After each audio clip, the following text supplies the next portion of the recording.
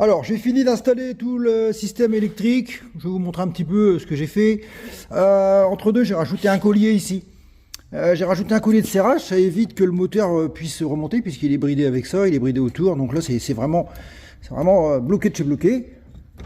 Allez, bonjour à tous. Très heureux de vous retrouver pour cette nouvelle vidéo. On va parler motorisation puisque on va, dans cette vidéo, motoriser un vélo mobile de la marque Katanga, le WA. On avait déjà vu sur la chaîne comment motoriser ce vélo mobile avec un moteur roue arrière. Cette fois, on va mettre un moteur dans le pédalier. On va enlever le pédalier, on va le remplacer par un moteur de la marque Tongsheng. C'est un moteur qui m'a été envoyé il y a quelques temps par un sponsor, la société Cyclo.fr. Je vous recommande d'aller jeter un œil sur son site. Vous allez voir, il y a plein de possibilités de kits. Il y en a certainement un qui va vous intéresser. J'ai déjà installé d'ailleurs ce moteur sur un vélo. Je vous mets le lien de la vidéo en haut à droite de l'écran, puis y aller jeter un œil. Cette fois, c'est sur un vélo mobile qu'on va l'installer. Alors, ne bougez pas, installez-vous confortablement. On va démarrer l'installation de ce moteur sur le vélo mobile. C'est parti. Alors, le moteur pédalier Tongsheng, le voici. Donc, il a déjà été installé sur un vélo. On voit qu'il a déjà servi. C'est pas un problème. On va pouvoir le réinstaller tranquillement sur notre vélo mobile. Alors évidemment, pour l'installer sur un vélo mobile, il y a quelques petites modifications à apporter. Il vous faudra forcément la rallonge du capteur de vitesse, puisque le capteur de vitesse est un peu court et du coup ne permettra pas de pouvoir aller le connecter. Donc il faut la rallonge. Ensuite, une autre amélioration que je vais apporter, c'est que le plateau ici est petit, hein, c'est un 44 dents je crois, et donc je vais mettre un 54 à la place. Donc j'ai voilà, 54 dents, je vais pouvoir monter dessus. Sur le vélo mobile, ça sera plus intéressant puisqu'on est en 53 actuellement sur le vélo mobile dans le plus grand plateau. Donc en le passant en 54, on sera très bien. J'ai préparé ici les bras de pédale parce que évidemment sur le vélo mobile, c'est du 55, c'est du 155. Donc là, on a des bras spécifiques pour Tongsheng, donc ils vont aussi sur Bafang, hein. Mais on peut ici décaler la pédale pour avoir soit ici 155, soit ici 170. Voilà. Donc ça, c'est important de les avoir aussi parce qu'en 170 dans le vélo mobile, ça passe pas vraiment. Et en plus, il y a la courbure qui est importante puisque ici, on voit que les pédales sont vraiment droites. Les pédales d'origine du moteur Tongsheng sont légèrement courbées, ce qui donne un écart entre les pieds qui est beaucoup plus important et trop important pour être bien. J'ai préparé aussi deux batteries en 36 volts, des batteries de récupération en attendant pour faire les tests. On a tout ce qu'il faut, on a l'écran ici, on a le bouton de mise en marche. Allez, il n'y a plus qu'à installer tout ça. On va démonter le vélo mobile. On va commencer par installer d'abord le plateau sur le moteur. Alors évidemment, c'est une pièce que j'ai achetée en Chine, hein. C'est pas forcément une très haute qualité, mais bon, il a l'air d'être pas mal. Alors sur le moteur Tongsheng, la particularité, c'est que du coup, on peut remonter directement le plateau.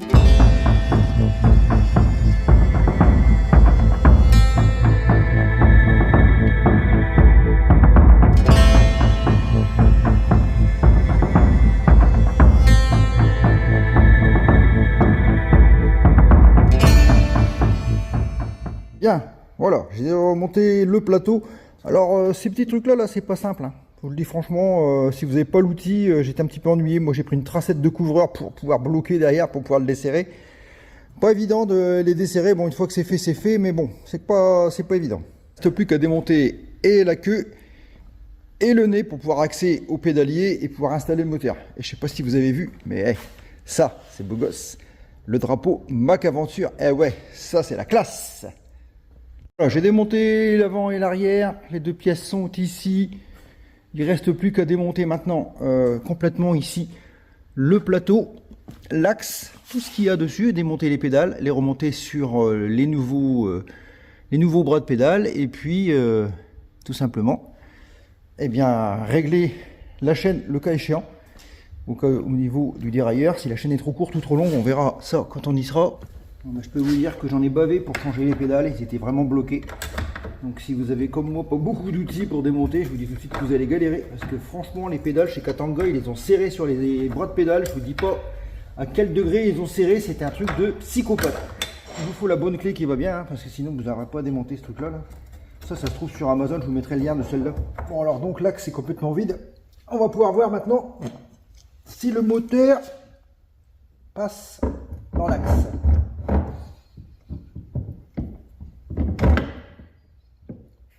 Parfait. Ça passe très très bien.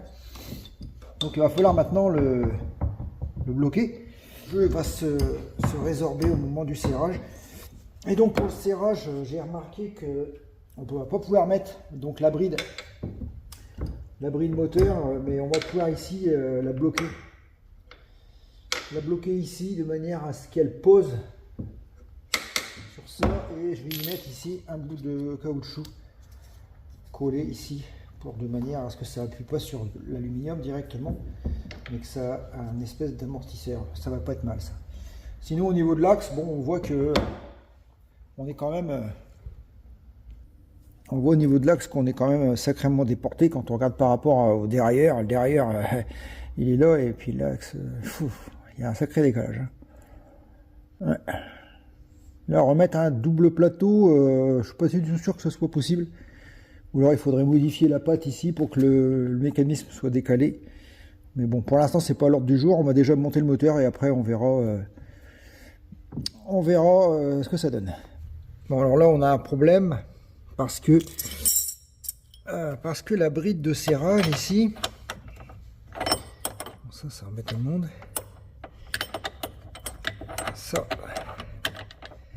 vient se mettre là. Le problème c'est que ça touche pas le...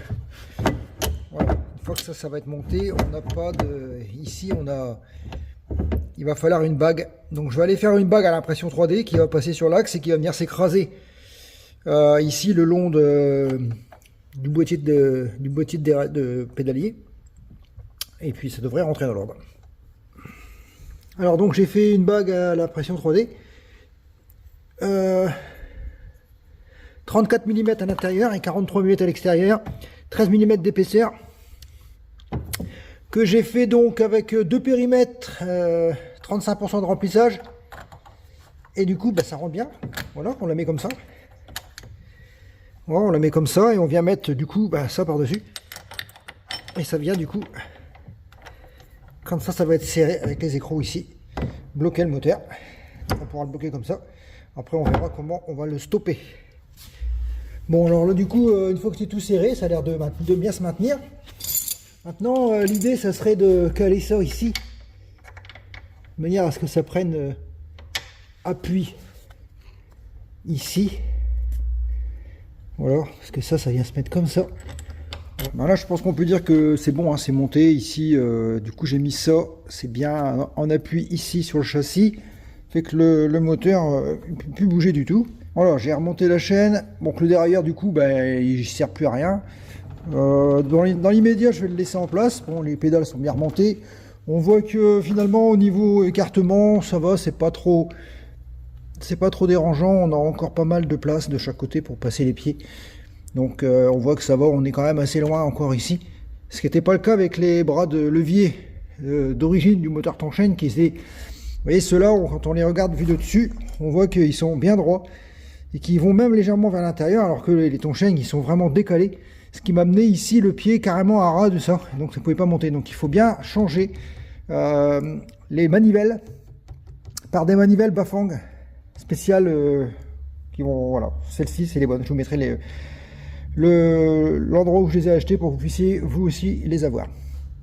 Alors j'ai fini d'installer tout le système électrique. Je vais vous montrer un petit peu ce que j'ai fait. Entre deux, j'ai rajouté un collier ici. J'ai rajouté un collier de serrage, ça évite que le moteur puisse remonter puisqu'il est bridé avec ça, il est bridé autour. Donc là c'est vraiment bloqué de chez bloqué. Là, voilà, ça fonctionne. Le câblage, moi j'ai passé tout comme ça et j'ai réussi à faire sortir ici le fil qui va ici donc au capteur de vitesse. J'ai réussi à le passer du coup dans les cieux là-bas. Ça gêne pas pour la direction et puis du coup ça m'évite de percer un trou. Ça c'est déjà pas mal. À l'intérieur, bon, pour l'instant j'ai mis provisoirement une batterie ici. Le display c'est pareil, c'est provisoire parce qu'il va falloir que je fasse des entretoises parce que ça tient pas bien. Sur le tube il est pas gros, le tube du vélo mobilois, donc alors si on appuie, on met en route le système et là voilà, on a accès directement à l'écran. Il n'y a plus qu'à tester maintenant si ça fonctionne. Pour le reste, il reste un petit peu de câblage à finir, à fignoler, mais sinon pour le reste ça devrait fonctionner. J'ai plus qu'à remonter maintenant l'arrière, puisque on voit bien que au niveau des rayures Ben, on est pas mal puisque j'ai pas eu besoin de rallonger ni de raccourcir la chaîne. On est limite, mais on est bien. Il y a quand même encore une petite inclinaison au dérailleur. Donc ça va.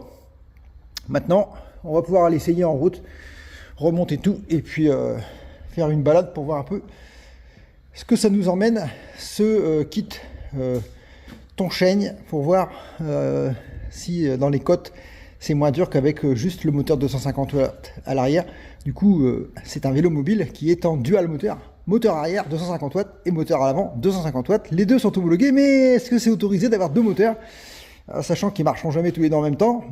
Je sais pas. Donc voilà. Allez, je remonte tous les pièces et on va pouvoir reprendre la route puis faire un essai.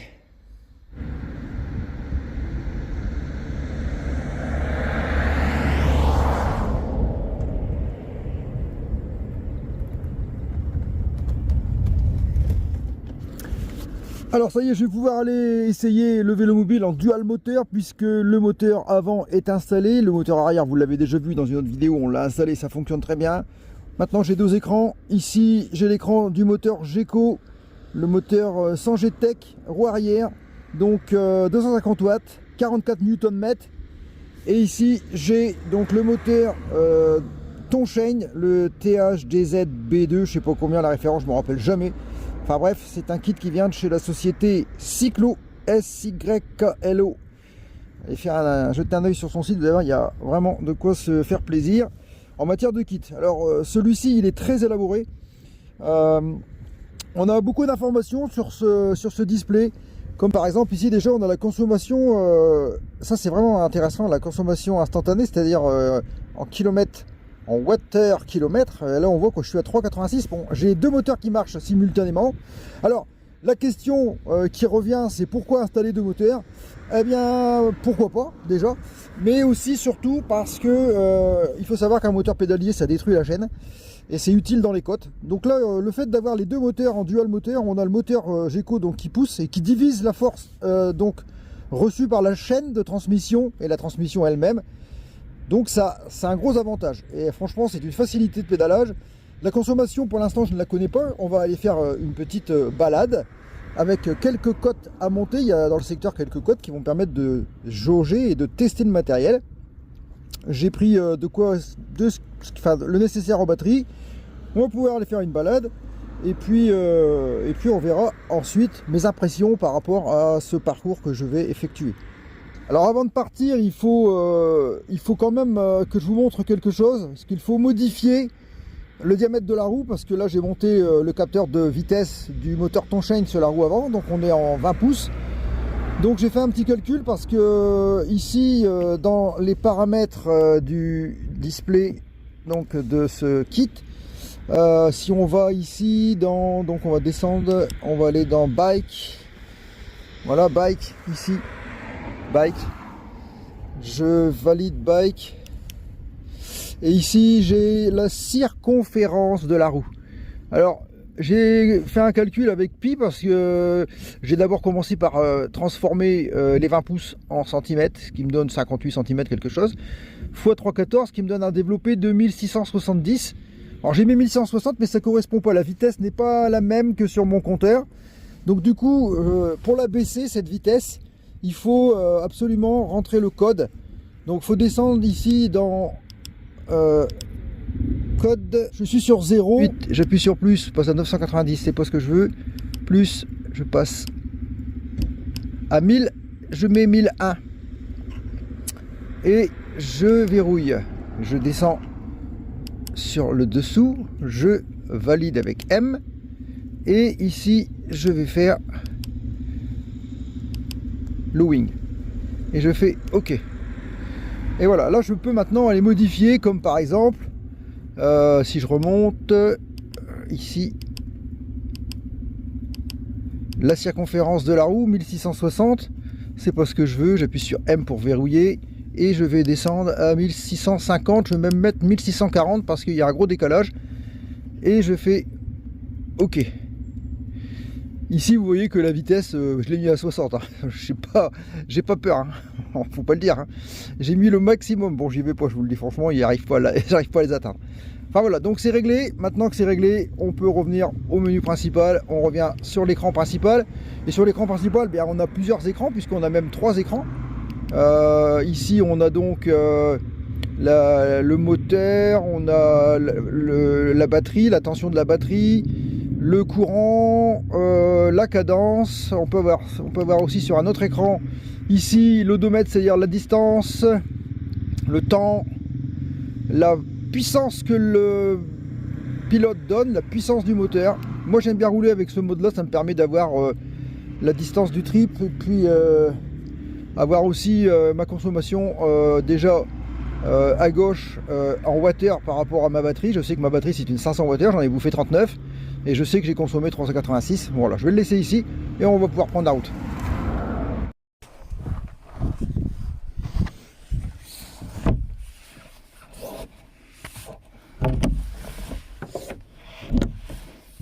Bien, et bien je vais attaquer la première, même la deuxième difficulté de ce parcours, puisque je viens de monter la côte de Givry.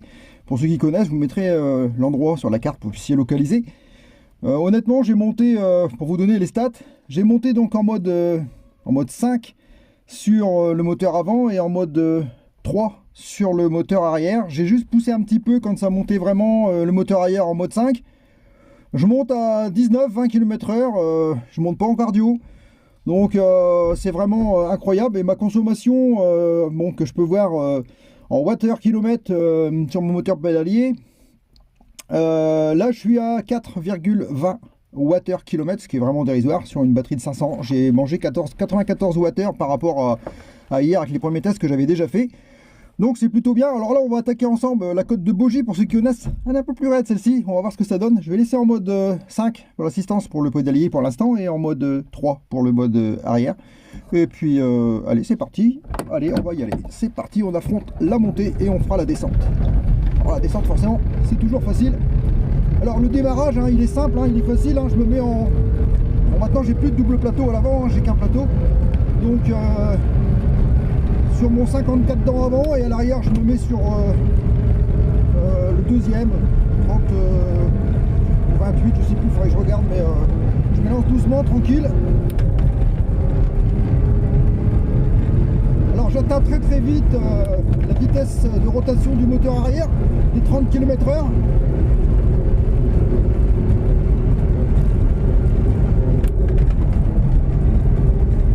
Et là je suis déjà à 34 km/h, 35. Là je suis sur un léger plat montant, donc 35 c'est largement raisonnable.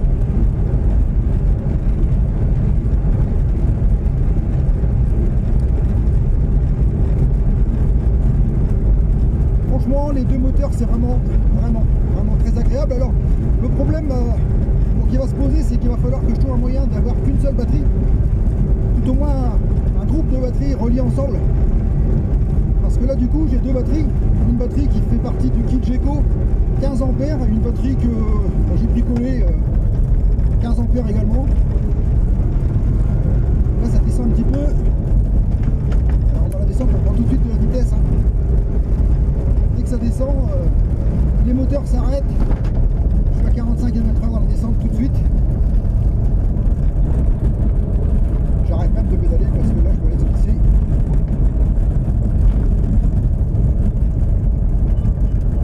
Virage serré. Je surveille la caméra d'un oeil parce que la dernière fois je l'ai perdu quand même.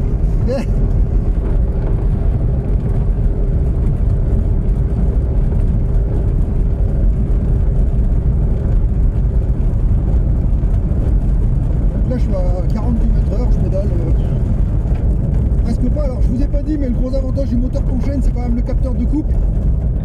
C'est un gros avantage, surtout au démarrage, parce que là, si vous avez oublié de changer de rapport, même sur la grande couronne arrière, là, vous arrivez à repartir facilement, puisque le moteur déclenche instantanément dès qu'il sent une résistance. Donc ça, c'est vraiment... Attends, je vais régler comme ça. Le téléphone, je suis désolé, mais la caméra se dérègle. Là, je suis dans un petit village. Je suis à Baugy.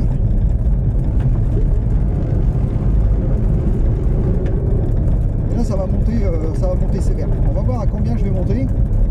Je me laisse glisser là, tranquille. Ma consommation en Wh/km est redescendue à 4,15.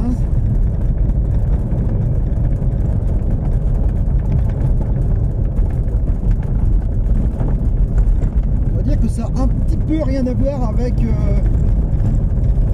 mon trike que j'avais avant. Pour ceux qui me connaissaient avec le trike, je plafonnais dans les côtes à aller à 5 km/h.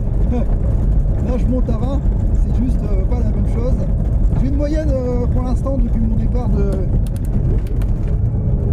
Voilà, il y a un stop, on va le faire. J'ai une moyenne, en plus ça tombe bien, il y a un camion qui arrive. J'ai une moyenne de donc 27 ou 28 km/h, ce qui est déjà une belle moyenne. Il y en a un deuxième. Clignotant. Allez, c'est parti. Et là, ça va monter. Là, on attaque vraiment la difficulté de ce parcours d'aujourd'hui. La côte de Baugy au bois, ceux qui la connaissent, elle monte bien. Surtout dans ce sens-là. On voit déjà l'inclinaison là qui commence déjà à s'élever, mais ça va monter pendant pas longtemps, mais suffisamment pour que si t'as pas d'assistance, tu montes dans le tour. Tu montes carrément dans les tours. Mais là, c'est vraiment, franchement là, c'est royal, j'adore. Donc là, je suis à 21. Ça commence déjà à monter. Hein. Je le sens. Alors si je regarde mon écran de contrôle de mon moteur pédalier, je suis à 80. Non, je suis à 73 rotations minutes. Donc je mouline pas encore énormément. Hein. La batterie 36, alors je vais regarder ce que je fournis. Alors avec le moteur Tongsheng et l'écran, j'ai quand même des informations importantes, comme par exemple ici, vous ne verrez pas mais moi je vais vous le dire, parce que je ne peux pas filmer l'écran en même temps que je conduis. Donc le moteur fournit 220 watts de puissance et moi j'en file 170. Ça veut dire que le moteur envoie plus que moi. Normal. Je suis vieux. Allez, c'est parti pour la côte. On va voir le panneau qui va signifier les lacets de la côte. Je vais rétrograder d'un rapport.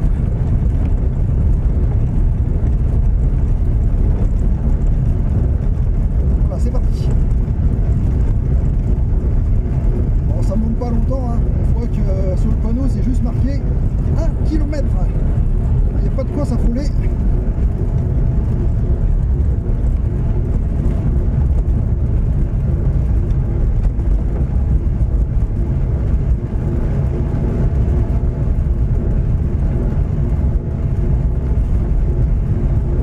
À 19. Mon moteur arrière, le moteur Geco est en mode 3. Je vais le mettre en mode 5 pour la côte. Voilà. Ce qui va du coup soulager la tension sur la chaîne. Parce que le moteur pédalier lui est en mode 5. Du coup ça permet de soulager vraiment. Parce que le moteur arrière pousse. Donc on donne moins d'effort sur la chaîne. Ça je pense que c'est vraiment très bien. Là je pense que je suis au top. Je suis prêt à voyager là je pense. Je tiens le 19 km/h quand même dans une côte qui est quand même relativement raide. Ou la dernière fois que j'ai passé ici avec juste le moteur Geco, moi je devais monter à 10 à peine 9 km/h et dans le cardio parce qu'il fallait amener du braquet avec les jambes. Mais là honnêtement alors après il y en a qui vont dire ouais mais là c'est plus du sport. Ça reste quand même du sport. Je suis quand même un petit peu j'essouffle un petit peu, hein, je donne un effort. Là je suis à 140 watts de puissance jambe pour 160 watts de puissance moteur. Vous voyez que je fournis quand même un effort. Et puis le but c'est pas de se tuer, de se fatiguer. Moi le voyage c'est plus le plaisir. Donc maintenant il restera à faire des stats sur des longs parcours, des stats d'autonomie pour voir, et puis il faudra aussi charger le vélo mobile en ordre de voyage, carte toile de tente, tout le matériel qui va bien pour qu'on puisse mesurer la consommation vais prévoir pour pouvoir envisager un long voyage.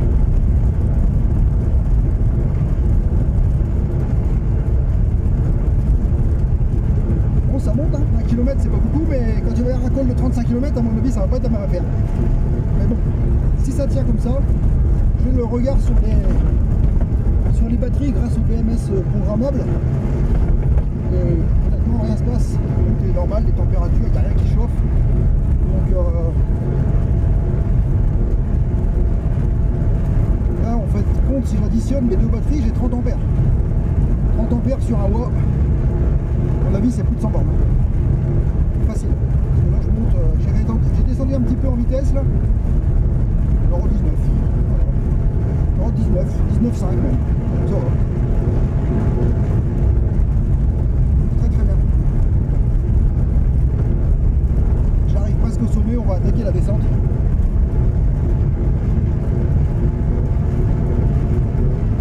Bon, la descente peut se glisser. Hein. J'essaye de garder quand même la tête sur les épaules et puis pas vouloir m'emballer trop. Dans les descentes, on va dire que je me limite à 50 km/h. Sauf si vraiment le revêtement est plat, c'est droit. On va dire que j'ai attaqué la dernière fois 80 km/h, c'était plus que j'ai été avec pour le moment.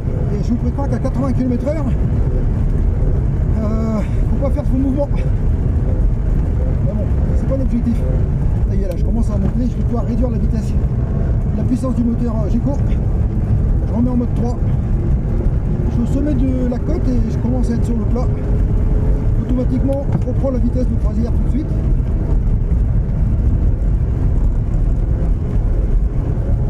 Voilà, j'ai atteint les 30 km/h. 33.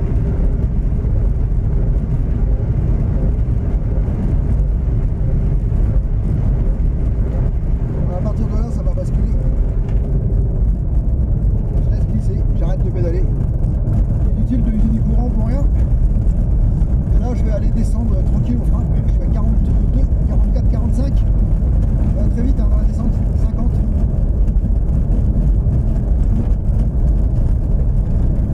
Quand ça tourne, j'essaye de quand même d'être raisonnable. Je tourne à 40 km/h dans les virages. J'essaie de garder un œil sur la trajectoire.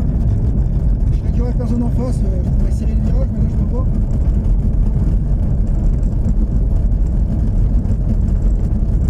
On va 45, on arrive sur une courbe.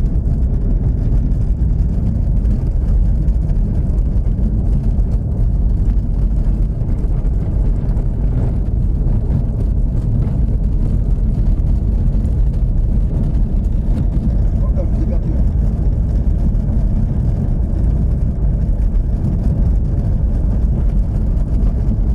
50, 45. Dans les virages, là quand c'est serré comme ça, je suis à 35. Hein. Je pourrais aller plus, mais je la connais pas encore assez pour permettre d'attaquer ça plus vite. Là, ça descend vraiment.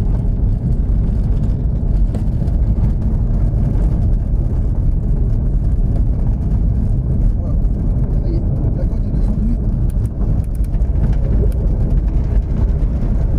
On va prendre un peu de vitesse dans la descente. Là c'est de la ligne droite, 52. 55.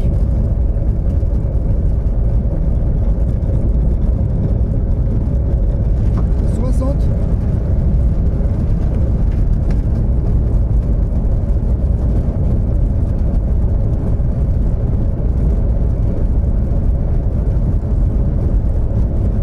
65. On va s'arrêter là, je pense.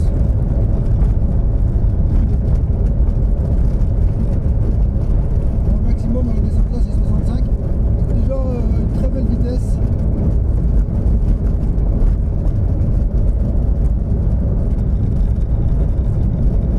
C'est vraiment très sport. Le vélo mobile, c'est vraiment. Ceux qui n'ont jamais essayé ne peuvent pas savoir ce que c'est. Honnêtement, je vous le dis, c'est vraiment impressionnant.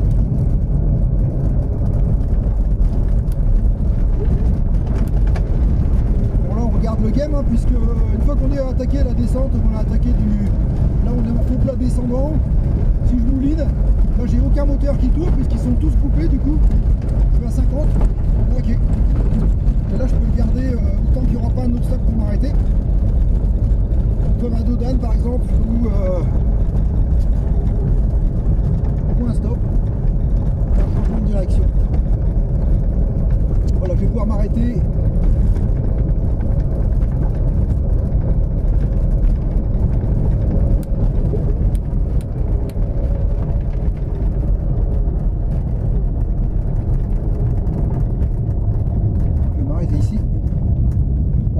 Les caméras.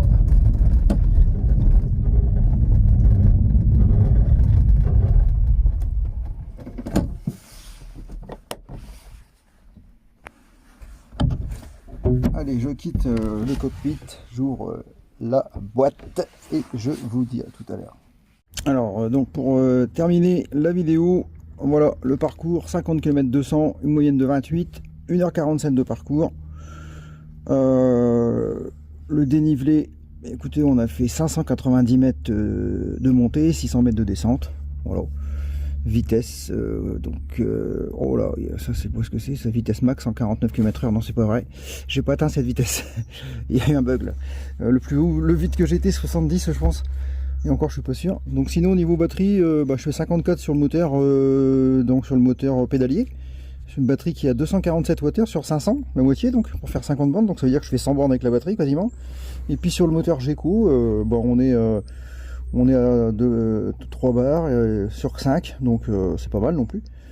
Voilà, donc j'ai réussi à régler ici le capteur de vitesse du moteur pédalier. Donc j'y suis allé en plusieurs fois finalement. Si on veut regarder, du coup, il faut y aller à tâtons parce que c'est dans bike, non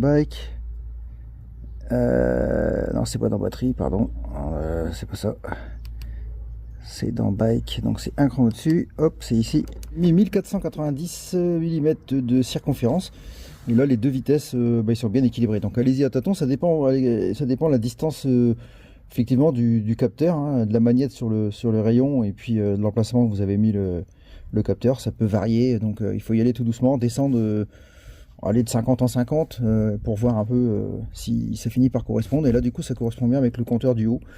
Voilà, donc c'est bon. Et bien voilà, vous avez vu comment on installe un moteur pédalier et un moteur roue sur un vélo mobilois. Alors, le résultat il est sensationnel, hein. Franchement ça roule vraiment très bien, ça roule vraiment fort, et dans les côtes il n'y a pas d'effort, franchement on est vraiment très bien. La consommation, vous avez vu, elle est faible, donc avec les deux batteries, 100 km c'est largement faisable, je ferai même plus à mon avis. Maintenant il va falloir que j'essaye de trouver un moyen de centraliser les deux batteries, ou une grosse batterie qui fait marcher les deux moteurs en même temps, hein, qui distribue le courant sur les deux. Donc ça c'est à voir sur les prochaines vidéos. Pour l'instant j'espère que celle-ci vous a plu, je vous ai apporté des informations. Alors, le moteur Tonshine je vous le recommande, hein, sur le vélo mobile c'est vraiment top, hein. Vous pourriez y mettre que ça, à la limite ça fonctionnerait aussi. Et puis j'espère que ça vous a plu, je vous l'ai dit, donc partagez la vidéo si ça vous a plu, mettez un like, et puis on se retrouve comme d'habitude, je dirais très vite pour des nouvelles vidéos sur la chaîne de Mac-Aventure. Et je vous dis, j'ai un peu bafouillé sur la fin là. N'oubliez pas les souscriptions aussi, et puis comme d'habitude, dopo pas, génial.